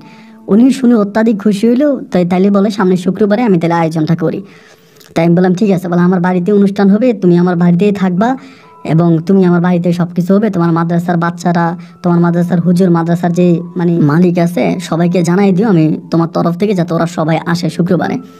তাই আমি বলছি আচ্ছা ঠিক আছে। পরে আমি ওনার সাথে কথাবার্তা বলি, দুপুরে ওনার এখান থেকে আসতেছি, ওই আবারও এই পীর আমার কানে কানে হাসতেছে, আমার বলে বিয়ে করে ফেলবা, বিয়ে করে ফেলবা, এমনি হাসাহাসি করে। মাদ্রাসায় আসছি, আইসা জোহরের নামাজ পড়ছি, পরে খাওয়া দাওয়া করছি, করে এবার আমি আমার যে সাথে যে হুজুরা আছে, কয়েকজন আছে এখানে মাদ্রাসায়, ওনাদেরকে বিষয়টা জানাইলাম যে এই ঘটনা, এবং এরা সবাই তো আলহামদুলিল্লাহ খুশি হলো। পরে বিকালবেলা যিনি আমাদের মাদ্রাসার অনার, মাদ্রাসা যিনি বানাইছে মালিক, মাদ্রাসার মালিকের সাথে তখন কথাবার্তা বললাম, বলার পরে উনি আমারে বলতেছে যে হ্যাঁ হাফেজ সাহেব তাহলে ভালোই হয়, উনি ভালো মানুষ, আমাদের এলাকার সবচেয়ে ভালো মানুষ, নম্র ভদ্র, এবং ওনার মতো মানুষ হয় না, তো ওনার মেয়েকে বিয়ে করলে আপনার জন্য ভালোই হবে, এটা আসলে খারাপ হবে না। আমি তখন চিন্তা ভাবনা করলাম যে তাহলে তো ঠিকই আছে, এবং সব কিছু ওকে করে শুক্রবার আসলো। আমিও আমার মাদ্রাসার প্রিন্সিপাল, এরপরে অন্য বাচ্চা যারা আছে বাচ্চাদেরকে নিয়ে, হুজুরদেরকে নিয়ে আমি একেবারে বর্ষে যে ওই বাড়িতে গেলাম, এবং তারাও বিয়ের অনেক আয়োজন করেছে। আয়োজনের মাঝে আমি খাওয়া দাওয়া করলাম। বিয়েতে আমি আলহামদুলিল্লাহ অনেক ভালোভাবে ছিলাম এবং খাওয়া দাওয়া করলাম, সব কিছু ঠিকঠাক হলো। দেন আমি এই ওখানে থেকে গেলাম। আমার মাদ্রাসার বাচ্চারা, হুজুরা সবাই চলে আসলো। রাতের বেলায় এই আমার রুজিনার সাথে বাসর। তো বাসর করার সময় আমি পিরাকে আমি বলতেছি, মানে রুজিনা তখন ওয়াশরুমে, আমি পিরারে বলতেছি যে তুমি চলে যাও, আমার লজ্জা লাগে।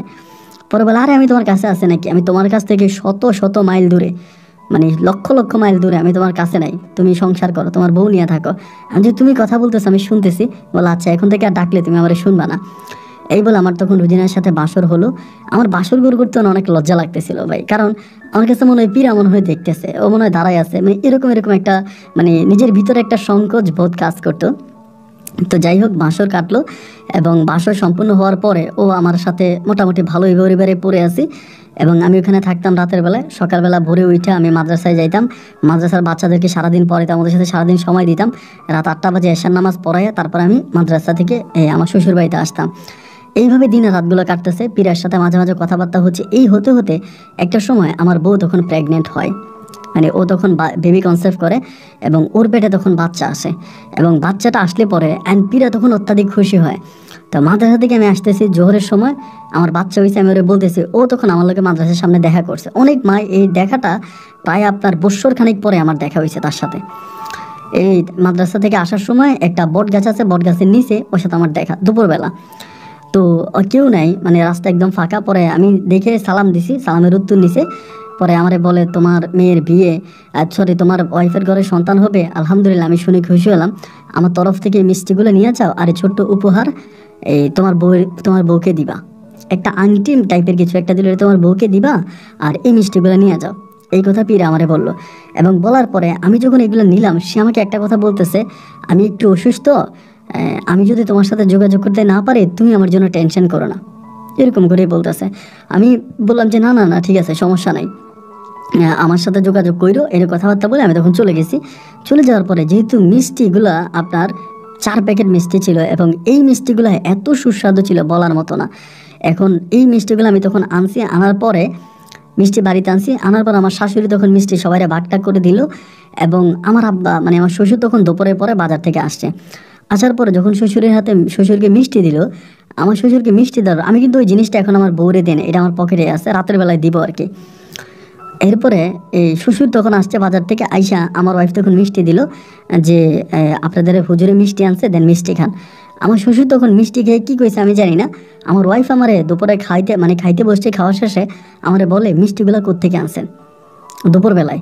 আমি বলি কোত্থেকে আনছি, মানে বাজার থেকে আনছি। বলে আমাদের বাজার থেকে? আমি বলি হ্যাঁ তোমাদের বাজার থেকে আনছি।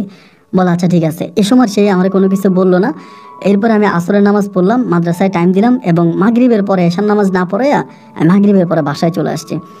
এবং আসার পরে রাতের বেলায় তার সাথে আমি ঘুমাইছি। শোয়ার পর আমি বললাম যে তোমার তো পেটে বাবু হচ্ছে, একটা সুসংবাদ পাইলাম, আমার তরফ থেকে তোমার জন্য একটা উপহার। এই বলে আমি তখন এটা পকেট থেকে বের করে এটা তার হাতে পরাই দিলাম। তো তার হাতে এটা পরানোর পরে দেখলাম সে আসলে খুশি হলো না। আমি তাকে একটা উপহার দিয়েছি, তার তো খুশি হওয়ার কথা, কিন্তু সে খুশি হলো না, মুখটা বেজার করে রাখলো, মানে মুখটা কালো করে রাখলো। পরে আমি বললাম যে রুজিনা তুমি কি আমার কথায় রাগ করেছো, বা তোমার মন খারাপ কেন? পরে বলতেছে না না না মন খারাপ না, তুমি আমার কাছে মিথ্যা বলো এমনিই বলতেছে। আমি বললাম যে না মিথ্যা বলি না, আমি তোমার কাছে মিথ্যা কেন বলবো? পরে বলে না তুমি যে বললা মিষ্টি বাজার থেকে আনছো, সত্যি কি আমাদের বাজার থেকে মিষ্টি আনছো নাকি অন্য কোথাও থেকে আনছো? আমি বললাম যে না আমি তো তোমাদের বাজার থেকে মিষ্টি আনছি। কেন, মিষ্টি কি অনেক স্বাদের হয়েছে? বলে যারা মিষ্টি খেয়েছে তারা সবাই বলছে এরকম মিষ্টি তারা আর কখনোই খায় নাই, মিষ্টির মধ্যে তারা অন্যরকম একটা ফ্লেভার পাইছে এবং অনেক সুস্বাদু ছিল মিষ্টি। আর সবচেয়ে বড় কথা হচ্ছে বাবারে যখন মিষ্টি দিয়েছিলাম দুপুরবেলা, বাবা তখন আমারে বলতেছে যে মিষ্টি কে আনছে। আমি তখন তোমার কথা বললাম। পরে বাবা বলে জামাই মিষ্টি কোত্থেকে আসলো, আমাদের মিষ্টি দোকান তো বন্ধ, মানে আমাদের ওই বাজারে একটাই মাত্র মিষ্টি দোকান, একজন হিন্দু লোকে বিক্রি করে, ওই লোকটার মা মারা গেছে। আজকে 2 দিন সে মিষ্টি দোকান খোলে না, আজকে 2-3 দিন মিষ্টি দোকান বন্ধ, মিষ্টি দোকান সে খোলে না। তো এটা তো আর আমি জানি না, এই ঘটনা তো আর আমি জানি না। আমি জানি বাজারে মিষ্টি বিক্রি করে ওইটুকুনে জানি, এখন মিষ্টি দোকান একটাই। পরে আমি বললাম যে আরে ওনার দোকান বন্ধ, তো আমি অন্য দোকান থেকে আনছি। বলে দেখো আমাদের বাজারে আর কোনো দোকানে মিষ্টি বিক্রি করে না, একটা দোকানেই মিষ্টি বিক্রি করে। আমি বললাম তুমি কি জানো? আমি জানি আরও দোকানে মিষ্টি বিক্রি করে। ও আমারে বলে কি বলো তুমি? আরও দোকানে মিষ্টি বিক্রি করে? আরও কোনো দোকানেই মিষ্টি বিক্রি করে না। আমি এই বাজারে ছোটোবেলা থেকে বড় হয়েছি, এখানে আমার বাড়ি, আমার ঘর, আমি জানি না? তুমি ভালো জানো। তাই আমি বললাম আচ্ছা ঠিক আছে, সকালবেলা আমি তোমার মিষ্টির দোকান দেখাবো। এই বলে আমি তার সাথে আবার শুয়ে পড়লাম, আমি ঘুমিয়ে গেলাম। এবং ঘুমানোর পরে যেটা হইলো, এরপরে সকালবেলা আমি উঠলাম, রেডি হইলাম, আমি মাদ্রাসায় যাব। ও আমার সাথে রেডি হইতেছে, মানে আমার বউ। আমি বললাম কী ব্যাপার, তুমি রেডি হচ্ছ কেন? আমার বলে আমি তোমার মিষ্টির দোকান দেখতে যাব। আমি বললাম এইটা তুমি কি কথা বলো যে তুমি আমার মিষ্টির দোকান দেখতে যাবা? এটা কোনো কথা? বলে হ্যাঁ, তুমি না মিষ্টি কিনে আনছো বাজার থেকে, কোন বাজার থেকে মিষ্টি কিনছো, চলো আমার সাথে। তা আমার একটা চিন্তা ভাবনা হচ্ছে, বাজারে তো আরও মিষ্টির দোকান থাকবে, একটা বাজারে কি একটা মিষ্টির দোকান? পরে আমি ওর নিয়ে বাজারের দিকে গেছি, ভাবছি অন্য একটা দোকান দেখাবো। বাজারে যাওয়ার পরে অনেকেরই জিজ্ঞেস করে ভাই মিষ্টি দোকান আছে? বলে যে দোকানটা আমি দেখাবো, মানে দোকান ঘুরে ঘুরে দেখাইতেছে। আমি বলি ভুলে গেছি আমি দোকান। তার মানুষের জিজ্ঞেস করে সবাই ওই একটা কথাই বলে, মিষ্টি দোকান একটাই আছে, অন্য কোনো মিষ্টি দোকান এই বাজারে নাই। পরে আমার বউ তখন চলে গেল, মানে রুমে চলে গেছে, মানে রাগ করে চলে গেছে। আমি তখন মসজিদের দিকে যাচ্ছি, মানে মাদ্রাসায় যাচ্ছি, তখন আমি বিপদে পড়ে গেছি। এই প্রথম আমি এই পীরারে 2টা ডাক দিলাম। পীর ওই দিন আমার কাছে আসলো না, মানে 2টা ডাক দিলাম, ও আসলো না। আমি তো বিপদে পড়ছি, আমার বউরে আমি কেমনে বোঝাবো? একটা পরামর্শের জন্য তারা ডাক দিলাম। এই জীবনে প্রথম আমার কাছে মনে হলো যে আমার ডাকে সে সাড়া দিল না। তো সে আমার আগের দিন বলছিল সে অসুস্থ, আমি ডাকলে যদি সে না আসে যাতে আমি তার জন্য টেনশন না করি। এরপরেও টেনশন হলো, কিরে ডাক দিলাম আসলো না কেন? পরে মসজিদে গেলাম, এবং মসজিদে যাওয়ার পরে আমার এক বাচ্চা, মানে আমার মাদ্রাসারই এক বাচ্চা হঠাৎ করে বমি করতেছে এবং বমি করতে করতে বাচ্চাটা দুপুরের মধ্যে এখানে মারা গেল। মানে মাদ্রাসার মধ্যে বাচ্চাটা মারা গেল। এবং বাচ্চাটা যখন মারা গেল তখন ভিতরে অনেকটা ভয় ঢুকে গেল আমার, কী ব্যাপার বাচ্চাটা মারা গেল হঠাৎ করে। এবং যে বাচ্চাটা মারা গেল ওই বাচ্চাটার ফ্যামিলি কিন্তু আবার অনেক ভালো, মানে হাই প্রোফাইলের ফ্যামিলি, অনেক বড়লোক ফ্যামিলি। তারা তখন পুলিশ টুলিশ নিয়ে আসছে, কী ধরনের খাবার মাদ্রাসায় খাওয়ানো হয়, মাদ্রাসায় বাচ্চারা কী ধরনের খাবার খায়, এবং কেন বাচ্চারা অসুস্থ হলো, মানে হাজারটা ধরেন আপনার এই কথাবার্তা এখানে চলতেছে। এবং আমি তো তখন খুব ভয় পেয়ে গেলাম। পরে আমার কাছ থেকে লিখিত নিল যে কীভাবে মারা গেল, আমি এগুলো সব স্টেটমেন্ট দিলাম। এবং আসরের নামাজ পড়ে আমি তখন বাড়িতে আসছি, মানে রুমে আসছি, বাসায় আসার পর আমার বউ আমার সাথে আর কথা বলে না। তো আমি ওরে বললাম যে তুমি তো শুনছো মনে হয় মাদ্রাসায় একটা বাচ্চা মারা গেছে? বলে হ্যাঁ শুনছি। পরে আসরের নামাজ পড়ে যেহেতু আমি আসছি, আইসা ঘুরে ফিরে আমি মাগরিবের নামাজ বাড়িতেই পড়ছি, আমি আর মাদ্রাসায় যাই নাই।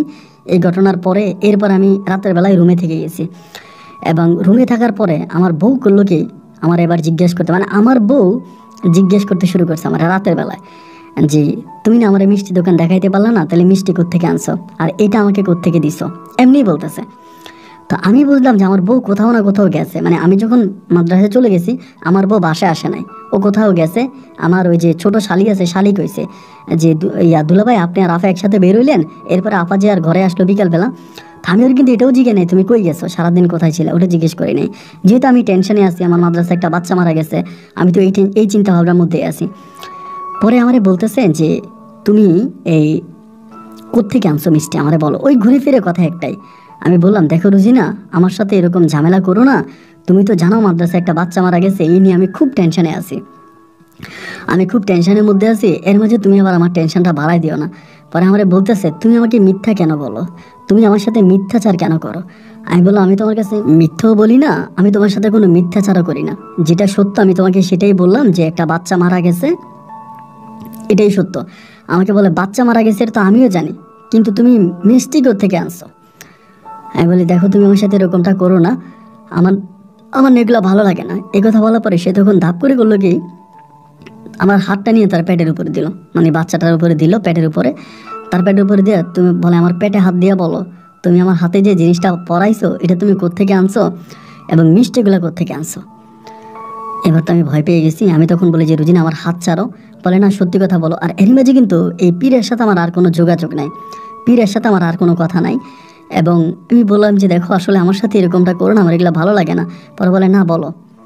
পরে আমি বললাম আচ্ছা ঠিক আছে আমি তোমার কিছু সত্য কথা বলবো। আমি তখনও পীরাকে কিন্তু ডাক দিতেছি যে কি বলবো, তো পীরা আমার মানে ডাকের কোনো সারা শব্দ করতেছে না, কোনো উত্তর দিতেছে না। পরে আমি বললাম যে দেখো আসলে মেনলি সমস্যাটা হচ্ছে এইটা যে আমার একটা পরীর সাথে সম্পর্ক আছে, মানে আমি ডিটেলসে বলি না যে ছোটোবেলা থেকে আমার বড় করছে এই সেই, শুধু বলছে একটা পরীর সাথে সম্পর্ক আছে, এবং মাদ্রাসা থেকে ফেরার পথ ওই পরীটার সাথে দেখা হয়েছে, তা আমার বাচ্চা তুমি আমার বাচ্চার মা হতে যাচ্ছ, সেই সুবাদে উনি আমার মিষ্টিগুলো দিল, এবং মিষ্টির সাথে সাথে আংটিটা আমাকে দিল তোমার পরাই দেওয়ার জন্য।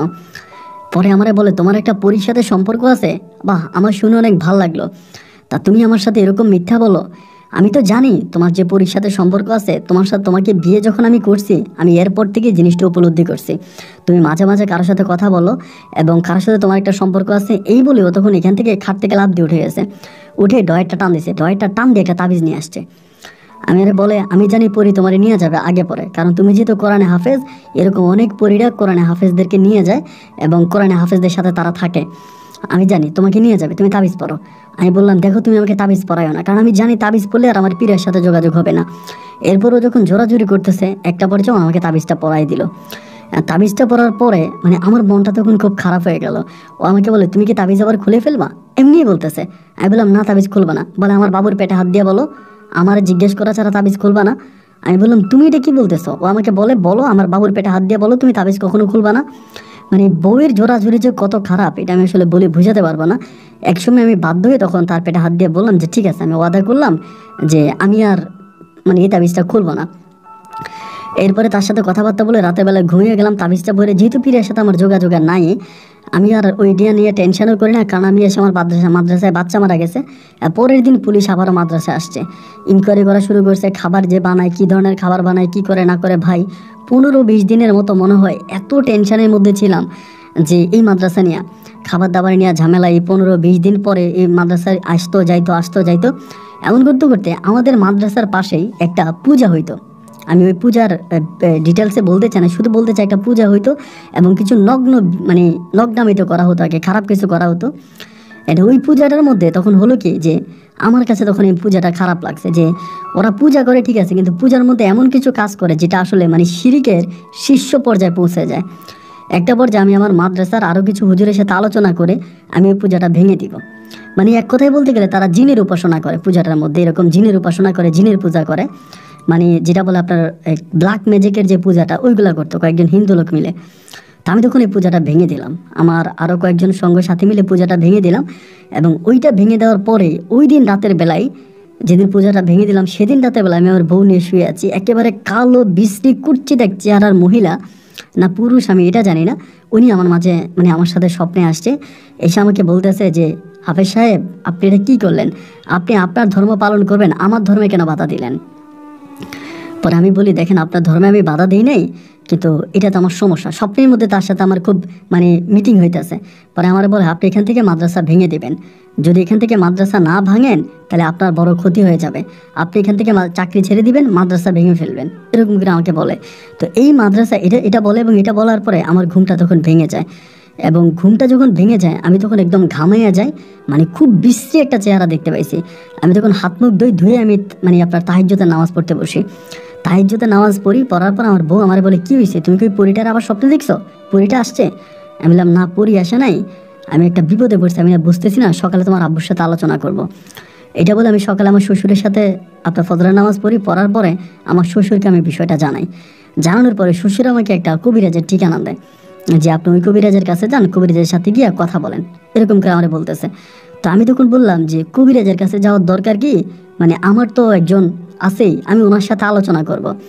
এই বলে মানে এই ঘটনার মধ্যে আমি তখন কবিরাজের কাছে না গিয়া মাদ্রাসায় গেছি, মাদ্রাসা থেকে আবার ফিরে আসছি। আইসা দেখলাম যে জিনিসটা কি হয়ে দেখি। এরপর দেখলাম ওই মাদ্রাসা থেকে ফিরে আসার পর আমার 2টা বাচ্চা একসাথে অসুস্থ মাদ্রাসার। এই মানে নাকে মুখে বমি আসে, রক্ত আসে, বাচ্চারা চিৎকার চেঁচামেচি করে, মানে মাদ্রাসার ভিতরে একটা বিশৃঙ্খলা একটা ভাব দেখতেছি। এরপর আমি কবিরাজের কাছে গেলাম না, অপেক্ষা করলাম। এরপরে রাতে আমি আবারও পুনরায় ওই বিশ্রী চেহারাটাকে আবারও স্বপ্নে দেখলাম। আমাকে বলে কি ব্যাপার হাফেজ সাহেব, আপনি তো আমার কথা বিশ্বাস করেন না, আপনি যেহেতু আমার কথা বিশ্বাস করেন না তাহলে আপনি এটার একটা শাস্তি পাবেন, আপনার এটার একটা বড় ধরনের শাস্তি পাবেন। আপনার মাদ্রাসায় আরেকটা বাচ্চা মারা যাবে যদি আপনি এই মুহূর্তে মাদ্রাসাটা ওইখান থেকে না ভেঙে দেন। আমি বললাম আমি তো মাদ্রাসা ভাঙবো না, আর মাদ্রাসা ভাঙার তো আমি কেউ না। বলে আপনি ওখান থেকে চাকরি ছেড়ে দেন, আপনি ওখানে যাবেন না। এরকম করে তার সাথে কথাবার্তা হতে রাতের মধ্যে আমার ঘুমটা আবারও ভেঙে যায়। আমি সারাটা রাত ঘুমাইলাম না। সকালবেলা আমার বউরে বললাম, বউরে ফজরের নামাজের পরে, বউরে আমার সাথে যে পরীটা আছে এই পরীটার পুরো ঘটনা আমি তখন তারে বলছি আমার বউয়ের কাছে, যে পরীটার সাথে আমার এইভাবে সম্পর্ক, পরীর সাথে আমার এটা হয়েছে, আমি একটু পরীটার সাথে আলোচনা করতে চাই, আমি এরকম একটা বিপদে পড়ছি, আমি তাবিজটা খুলে পরীর সাথে আলোচনা করে তাবিজটা তুমি আমার আবার পড়াই দিও। আমার বউ বলে আচ্ছা ঠিক আছে আমি পড়াই দিব, তাইলে খোলো। আমার বউ আমাকে খোলার অনুমতি দিল, আমি তখন তাবিজটা খুললাম। এবং তাবিজটা খোলার পর আমি তখন পিরিয়ডে ডাকতেছি, একবার দুইবার তিনবার অনেকবার ডাক দিলাম ভাই, ও আর আসে না। মানে অনেক ডাকাডাকি করলাম, ও আর আসে না। আমার মতো করে যেভাবে তার সাথে আমার একদিন দুই দিনের সম্পর্ক না, 10-15 বছর আমি তার সাথে আছি, 15-20 বছর মতো তার সাথে আছি। তাই সে তো আমার মানে ছোটো কোনো সম্পর্ক না তার সাথে আমার। এখন যে মানুষটার সাথে আমি 15-20 বছরের মতো আছি, তার সাথে আমার সম্পর্কটা মানে কতটা গভীর এবং কতটা মধুর, কিন্তু সে আমার ডাকে আর সাড়া দিচ্ছে না। আমি প্রায় আপনার 11টা-12টা পর্যন্ত এই ঘরের মধ্যে বসে ডাকাডাকি করলাম, সে আর আমার ডাকে সাড়া দিল না। এবার বউ আমি তখন বউরে বললাম, বউ ও তো আসে না। বউ আর আমার হাতে তাবিজ পরাই দিল না, তাবিজটা আর পরাইলো না। আমি তখন এই তাবিজ না পরানো অবস্থায় বেরিয়ে পড়লাম। শুধু তাবিজটা পড়তাম তাহলে মনে আমার এই ক্ষতিটা হইতো না। এবং গিয়ে আমি তখন এই বিষয়টা সর্বপ্রথম আমার হুজুরকে জানাইলাম, মানে যিনি মাদ্রাসার প্রতিষ্ঠাতা মালিক, ওনারা জানাইলাম। উনি আমার বলে, ধুরু এগুলো আপনি কি বলেন, এগুলো কোনো কথা না। এবং ওনার সাথে কথা বলে 3টার দিকে মাদ্রাসায় গেছি, বিকেল 3টায় মাদ্রাসায় যাই দেখতেছি মাদ্রাসার মধ্যে প্রচুর বিশৃঙ্খলা, মানে বাচ্চারা কেউ থাকবে না, অনেকে গার্ডিয়ান চলে আসছে, গার্ডিয়ানে বাচ্চা নিয়ে যাবে, মানে একটা বিশৃঙ্খলা একটা ভাব। পরে চিন্তা করলাম কি হয়েছে এখানে। পরে হুজুরে বলে, মানে আমার যে অন্য হুজুর আছে ওরাও এখান থেকে চলে যাবে। কারণ কি, কারণ তারা নাকি জোহরের নামাজের কিছুক্ষণ আগে মানে বিবস্ত্র চেহারার কোনো একটা মানুষ নাকি মাঠের মধ্যে দৌড়াদৌড়ি করছে। মানে মাঠে তো আমাদের যে মাঠের 4-5টা তো ওয়াল করা, ওখানে গেট দেওয়া, গেটের ভিতর থেকে ঢুকতে পারবে না। তাহলে এরকম বিবস্ত্র চেহারার যে বর্ণনা ওরা দিল, ওই মানুষটাকেই কিন্তু আমি রাতের বেলায় স্বপ্নে দেখছি, বা ওই জিনিসটাকে আমি রাতে স্বপ্নে দেখছি। আমি আর বুঝতে পারতেছিলাম না কি হলো। আমার ভিতরে তখন রাগ উঠে গেল, কারণ ওই মাদ্রাসাটা আমিই চালাইতাম এবং মাদ্রাসাটা আমার শুধু মাদ্রাসা ছিল না, এটা আমার ঘর বাড়ির মতো ছিল। এটা আমার ঘর, এটা আমার বাড়ি, এটা আমার সব কিছু। পরে আমি চিন্তা করলাম যে আমি আজকে রাতে তার সাথে আমি ডিরেক্টলি মিটিং করব, সে আসলে কি চায়। এর মাঝে মাদ্রাসার অর্ধেকেরও বেশি ছাত্রছাত্রী চলে গেছে এবং হুজুরাও চলে গেছে, আমি আছি আর অল্প কয়েকটা বাচ্চা আছে মাদ্রাসায়। তো আমি চিন্তা করলাম আজকে রাতে আমি না ঘুমাইয়া এই মসজিদের বসে আমি তার সাথে মিটিং করব। সে আসুক, সে কি বলতে চায় আমি তার কথা শুনবো। আমি মসজিদে বসে আছি এবং বসে থাকার পরে আমি ডাকতেছি, বা আমার মতো করে যতটুকু আমি জানি আর কি, ওই অনুপাতে তারা ডাকলাম, সে আসছে। আসার পর আমার বেলায় আমি মসজিদে ঢুকতে পারবো না, আপনি মসজিদ থেকে বেরিয়ে আসেন। এবং মসজিদ থেকে বেরিয়ে আসলে আমি আপনার সাথে এই বিষয়ে কথা বলবো। এটা বলার পর আমি শুধু মসজিদ থেকে বের হয়েছি, মানে মসজিদ থেকে বের হওয়ার সামনে আসছি, এই সামনে আসা মাত্রই সে গাপ করে আমার ধরে ফসলো এবং ধরেই পাশে একটা দিঘি ছিল, দৌড়ে আমার দিঘির মধ্যে ফালাই দিছে। এবং দিঘির মধ্যে ফালে আমার দিঘির নিচে নিয়ে গেছে। নিয়ে যাওয়ার পরে মানে আমাকে এই দিঘির পানিতে কি যে করছে ভাই, আমি আসলে বলে বোঝাতে পারবো। আমাকে মাইরা, আমারে কামড়ায়, আমার শরীরটারে মনে হয় এমন একটা অবস্থা করছে বলার মতো না। আমি চিৎকার করতেছি, যে মানে দিঘির মধ্যে চিৎকার করতেছি, এমন অবস্থার ভিতরে কখনো এই পারে যায়, কখনো ওই পারে যায়, এই দিঘির নিচে নিয়ে যায়, পানির উপরে আনে, পানির উপরে আইনে এই উপরে নিয়ে যায়, ওখান থেকে মানে ছেড়ে দেয়, আবার নিয়ে যায়। এই করতে করতে আমি জ্ঞান হারিয়ে ফেলি। আমার আর কোনো কিছু মনে নাই। এবং সকালবেলা আমার অন্যরা যারা মসজিদের আপনার কোরআন পড়তে যায়, ফজর নামাজ পড়তে গেছে, এরা আমারে পাইছে। আমার বউ, আমার শ্বশুর মনে করছে আমি মনে হয় এখানে নাই, বা সরি আমি মনে হয় আজকে মসজিদে থেকে গেছি, যেহেতু মসজিদে ঝামেলা চলতেছে, তারা এটা মনে করে তারা আমার খোঁজ খবর করে নাই। এবং সকালবেলা অন্য যারা কোরআন মানে মসজিদে ফজর নামাজ পড়তে আসে, এরা আমারে পাইয়া এরা আমার চোখে মুখে পানিতে আমার জ্ঞান ফিরাইছে। কিন্তু জ্ঞান ফিরানোর পরে যেটা হয়েছে সেটা হচ্ছে আমি চোখে দেখতে পাচ্ছি না। আমার 2টা চোখ একেবারে লাল বর্ণ হয়ে গেছে, এত পরিমাণে লাল, মানে চোখের মধ্যে পুরো রক্ত জমান বেঁধে গেছে। আমি চোখে দেখতে পাচ্ছি না, আমি টোটালি চোখে দেখতে পাচ্ছি না। পরে আমি চিৎকার করতেছি, আমার শ্বশুর আসলো, আমার শ্বশুর বাড়ির লোকজন আসলো, তারা ধরে আমাকে সাথে সাথে মেডিকেলে নিয়ে গেল, ওখানকার একটা হসপিটালে নিয়ে যাওয়ার পরে বললো যে পানির মধ্যে অনেকক্ষণ ডুব দিয়েছিলাম, বা পানিতে সমস্যা হয়েছে, ঠিক হয়ে যাবে। ওষুধ দিল, আমি ওইখানে ছিলাম। মানে ওনাদের যে চিকিৎসা আর কি, ওই চিকিৎসাতে তারা বললো যে যেরকম চিকিৎসা হয়েছে ওরকম চিকিৎসাতে তোমার তো চোখে দেখার কথা, তাহলে দেখতে পাচ্ছে না কেন? ওনার যেরকম চিকিৎসা হয়েছে ওই চিকিৎসাতে তো উনি চোখে দেখার কথা, চোখে দেখে না কেন? না, আমি টোটালি চোখে দেখতে পাই না, মানে হাত দিলে হাত মানে দেখতে পাই না। এরকম করে 7 দিন হসপিটালে ভর্তি ছিলাম। থাকার পরে তারা এখান থেকে বলে যে না, আমাদের পক্ষে আর সম্ভব না, আপনারা অন্য কোথাও নিয়ে যান। পরে ওইখান থেকে আমাকে মানে সিলেট মেইন শহরে আনা হয় ওসমানী মেডিকেলে। ওইখান থেকে আমাকে ঢাকায় রেফার করে, আমি ঢাকাতে যাই এবং ঢাকাতেও আমি 1.5 মাসের মতো চিকিৎসা চালাই। আমার মনে হয় যে 1000টা পরীক্ষা দেওয়া হয়, বোর্ড মিটিং করা হয়, অনেক আলোচনা, অনেক কিছু, কিন্তু কেন আমি চোখে দেখতে পাই না এইটা কোনো মানে আমার চোখের যেই মানে পাওয়ার থাকার কথা, বা একটা মানুষ সুস্থ সবল মানুষ যেরকম তার চোখের দৃষ্টিভঙ্গি থাকা, সবই আমার ঠিক আছে, কিন্তু আমি চোখে দেখতে পাচ্ছি না।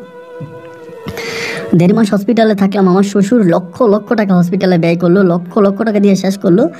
একটা পর্যায়ে আমার কাছে মনে হলো যে আমার সম্ভবত তারা অন্য কিছু করছে, কারণ জিনদের তো অনেক কিছু থাকে, ওরা অন্য কিছু একটা করছে। আমি আমার শ্বশুরে বললাম যে আমার বাড়িতে নিয়ে যান, বাড়িতে নিয়ে গিয়ে আমার একটা কবিরাজ দেখান। আমার কিন্তু এরই মাঝে আবার 2-1টা তাবিজ টাবিজ আমার শরীরে পরাই দিছে, ওই ঘটনার পরে শরীরে তাবিজ পরাই দিছে। এবং ওই মাদ্রাসাটা কিন্তু বন্ধ হয়ে গেছে, ওই দিনে মাদ্রাসাটা বন্ধ, মাদ্রাসার সব বাচ্চা কাচ্চা সবাই চলে গেছে, মাদ্রাসা বন্ধ হয়ে গেছে। তো পরিশেষে আমি যখন আপনার বাড়িতে আসলাম, বাড়িতে এসে আমি শ্বশুরে বললাম যে আমি তো চোখে দেখতে পাই না, আপনি আমার একটা ভালো কবিরাজের কাছে নিয়ে যান। অনেক কবিরাজের কাছে নিয়ে যায়, কবিরাজের কাছে নিলে পরে তখন আমার সমস্যাটা ধরা পড়ে। কবিরাজরা বলে যে যে জিনটাই এই জিনিসটা করছে, ওই জিনের সাথে মানে আমার যে জিন আছে বা আমাদের সাথে যে জিন আছে, এই জিন ওর সাথে লাগবে না, বা ওর সাথে এটা করা যাবে না, এটা করবে না, মানে পারবে না, কেউই পারবে না। ওই জিনটার থেকে মানে এই আমার চোখ দৃষ্টিশক্তি ঠিক করে দিলে তাহলে ওই জিনটা হয়তো তাকে মেরে ফেলবে বা ওনাকে হয়তো মেরে ফেলতে পারে, এরকম একটা কথা বলতেছে। যত কবিরাজের কাছে যায় কোনো কবিরাজ এটা ঠিক করতে পারে না। আবার যারা ভণ্ড কবিরাজেরা বলে ঠিক করে দিব, টাকা দেন, টাকা পয়সা নিয়ে যায়, কাজ হয় না। আর যেগুলো মানে সাচ্চা কবিরাজ, ওইগুলোর কাছে গেলে ওনারা বলে যে না, এটা সম্ভব না, বা এটা কোনো জিনিসই করতে পারবে না। যে জিনটা দ্বারা ওর চোখের ক্ষতিটা হয়েছে, ওই জিনটা জিনের সর্দারদের মধ্যে একজন, অনেক পাওয়ারফুল। এটা যদি অন্যরা কেউ করে তাহলে তাদেরকে মেরে ফেলবে, তারা এটা করতে পারবে না। আপনারা ক্ষমা চান, বা ওই যে ওই জিনটা হিন্দু ছিল বলে আপনারা হিন্দু মন্দিরে যান, ওখানে ক্ষমা চান, বা আপনারা অন্য কিছু করেন। মানে আমি পারবো না, আমার থেকেও বড়জনের কাছে যান। এখন বড়জন কে পারবো এটা কিন্তু আর বলতে পারতেছে না। এরকম করে প্রায় 5 মাসের মতো কেটেছে। আমি 5 মাস টোটালি চোখে দেখতে পাই না, পরিপূর্ণভাবে অন্ধ থাকি। এবং এই 5 মাসে আমি হাজারো বারে পীরাকে ডাকি, কিন্তু পীরার কোনো সারা শব্দ আমি পাই না। এবং না পাওয়ার পরে এরপরে আমাকে আমার শাশুড়ি একদিন হঠাৎ করে বলে এক মহিলার সাথে নাকি একটা পরী আছে। মহিলাটার বাড়িও সিলেটে, সুনামগঞ্জের ওইদিকে। বলে ওনার সাথে একটা পরী আছে, ওই পরীটা অনেক ওস্তাদি, অনেকের উপকার করে, তা ওইটার কাছে যদি নিয়ে যাওয়া যায় তাহলে হয়তো তোর জামাই ভালো হবে। এই কথা আমার শাশুড়ি আমাকে বললে পরে আমার শ্বশুর শাশুড়ি মিলা তখন আমাকে ওই কবিরাজটার কাছে নিয়ে যায়। আমার বউ সহ যায়, মানে মহিলা কবিরাজ তিনি সরাসরি পরী তার উপরে আসে, সে পরী দ্বারা কথাবার্তা বলে। এবং ওই পরীটার কাছে আমাকে তখন আনলে ওই পরীটা তখন আমাকে জিজ্ঞেস করে, মানে মহিলাটা একটা অন্ধকার ঘরে বসে, পাশের রুমে আমি থাকি, তখন পরীটা মহিলার উপরে আসলে পরে পরীটা তখন জিজ্ঞেস করে। আর পরীটা তখন আসে, এই যে আমাকে জিজ্ঞেস করে আপনার নাম কি। আমি বললাম আমার নাম হাফিজ মোহাম্মদ অলিউল্লাহ। এটা বলার পরে আমি যখন একটু একটু করে বলতেছি, হঠাৎ দেখলাম যে পরীটা কান্না করতেছে। যেখানে আমাকে নিয়ে আসছে ওই পরীটা কান্না করতেছে। পরে কান্না করতেছে দেখে আমি বললাম যে আপনি কান্না কেন করতেছেন? পরে বলে আপনার নাম হাফেজ মোহাম্মদ অলিউল্লাহ। আমি বললাম জি। বলে আপনি উমুক মাদ্রাসায় পড়াশোনা করছেন? আমি বলি জি। মানে সে আমার অতীতের বৃত্তান্ত যা আছে সব বলতেছে, মানে পীরার ঘটনা সে পরিপূর্ণভাবে জানে। তো আমি ভাবলাম সে যেহেতু মানে আপনার একটা পরী, বা পীরও তো একটা পরী ছিল, এমন মনে হয় দুজনের মাঝে কোনো একটা সম্পর্ক আছে। পরে আমার বলতেছে, আমি বললাম আচ্ছা আপনি আমার চোখ ভালো পরে করেন, আগে পীরা কোথায়? পীরাকে যে আমি ডাকে ও যে আর আসে না, পীরাকে আমি ইয়ে করতে পারি না, পীরা কোথায় গেল, বা পীরাকে আমি পাই না কেন? তখন সে আমাকে বলে আরে পীরা তো অনেক আগে মারা গেছে। আমার তখন মনে হয় পুরো পৃথিবীটা অন্ধকার হয়ে গেছে। আমি বলি পীরা মারা গেছে? বলে হ্যাঁ পীরা মারা গেছে, পীরা মারা গেছে। আমি পীরার খুব ঘনিষ্ঠ বান্ধবী ছিলাম, ও আর আমি একইভাবে চলাফেরা করতাম, আমাদের মাঝে খুব ঘনিষ্ঠ বান্ধবী ছিল। এই পীরা আপনার কথা মাঝে মাঝে বলতো, আপনাকে মাদ্রাসায় নিয়ে ভর্তি করাইছে, এগুলো সব কিছু বলতো। পীরা আমার খুব ঘনিষ্ঠ বান্ধবী ছিল। পরে আমি বললাম যে দেখেন আমার তো এই সমস্যা। বলে আমি আপনার সব সমস্যা জানি, কিন্তু আপনার ওই সমস্যাটা সমাধান করলে হয়তো আমি মারাও যেতে পারি, কিন্তু আমি যদি মারাও যাই এতে আমার কোনো দুঃখ নাই। আমার বান্ধবী যাকে ছেলে ডাকছিল তার উপকার করার জন্য আমি এটা করব। আপনি চিন্তা করবেন না, কিন্তু আপনাকে কয়েকটা নিয়ম মানতে হবে। সে আমাকে কয়েকটা নিয়মের কথা বলে, এই নিয়মগুলো আমাকে মানতে হবে, এই নিয়মগুলো মানলে আমি আস্তে আস্তে করে আমার দৃষ্টিশক্তি ফিরে পাবো। ওই মহিলাটা মানে ওই পরীটা আমাকে বলল, এবং বলার পরে আমাকে কয়েকটা নিয়ম কানুন দিল, আমাকে কিছু পানি দিল যে পানিগুলো চোখের মধ্যে দিবেন, এবং আপনি এই কিছু দোয়া শিখিয়ে দিল, ওই দোয়াগুলো পড়বেন এবং এই আমলগুলো করবেন। এটা একটা মুসলিম পরী ছিল, তো সব কিছু আমাকে বলে দিল। দেওয়ার পর আমি তখন আমার বাড়িতে আসলাম, আসার পর আমি এগুলো করতেছি। তো আস্তে আস্তে করে প্রায় 15 দিনের মাথায়, এই 15 দিনের মাথায় আমি পরিপূর্ণভাবে আমার দৃষ্টিশক্তি ফিরে পাইছি। ধরেন আস্তে করে প্রথমে আদো দেখতে পাইতাম, চোখে পানিটা দেওয়ার পরে আস্তে আবার পানিটা দেওয়ার পরে একটু করে দেখতে পারতাম। এরকম করতে 15 দিন পরে আমি একদম পরিপূর্ণভাবে ঠিক হয়ে গেলাম। এবং পরিপূর্ণভাবে ঠিক হওয়ার পরে আমি তখন চিন্তা করলাম যে মানে আমার বউরে বললাম যে আমি ওই পরীটার সাথে আবার কথা বলতে যাবো, এই পরীটা আমার পীরাকে চিনে, ওনার সাথে একটু কথা বলতে। আমার বউ বলে যাওয়ার প্রয়োজন। আমি বলে পীরা মারা গেছে শুনে আমি খুব কষ্ট পাইছি। কিভাবে মারা গেল ওই দিন তো আর বিস্তারিত শুনি নাই, কিভাবে মারা গেল, কে মারলো, কেন হঠাৎ করে মারা গেল, এগুলো তো আমি জানি না। আমি পরীটার সাথে আবার একটু কথাবার্তা বললো, আমি ওইখানে যাব। পরে আমার দৃষ্টিশক্তি পরিপূর্ণভাবে ঠিক হওয়ার পর আমি তাবিজ তুমান পরে ওই জায়গাটার মধ্যে আমি আবারও যাই, এবং যাওয়ার পরে ওই মহিলা বলে আমাকে যেদিন এই জিনিসটা সে বলেছিল, মানে আমার চিকিৎসাটা যেদিন করছিল, এরপর থেকে এই পরীটা আর আসে নাই। আমি বললাম আসে নাই বলে না, এরপর থেকে উনি আর আসে নাই। আমি যাকে ওনাকে আমি যেভাবে বসে এনেছি ওইভাবে আমি তাকে অনেকবার ডেকেছি, কিন্তু সে আর আসে নাই, এবং আদৌ সে আসে নাই। কারণ আপনার সাথে তার কী কথা হয়েছে আমি তো জানি না, এবং এরপরে সে আর কেন আসলো না। আমি তখন আর ওই মহিলাটাকে বললাম না যে আমার সাথে কি হয়েছে, কেন এরপরে সে আসলো না, আদৌ সে বেঁচে আছে কি মরে গেছে সেটা আমি জানি না। এরপরে আমি ওখান থেকে ফিরে আসি। আসার পরে এরপরে ওই মাদ্রাসার সম্পূর্ণভাবে ভেঙে ফেলা হয়, মাদ্রাসার মধ্যে আর কেউ যায় না, মসজিদটাও ভাঙা হয়, এবং ওটা ওভাবে আজই পরিত্যক্ত অবস্থায় পড়ে আছে। আমি আমার বউকে নিয়ে আসি। আলহামদুলিল্লাহ আমার এখন 2টা কন্যা সন্তান এবং 2টা ছেলে সন্তান আছে।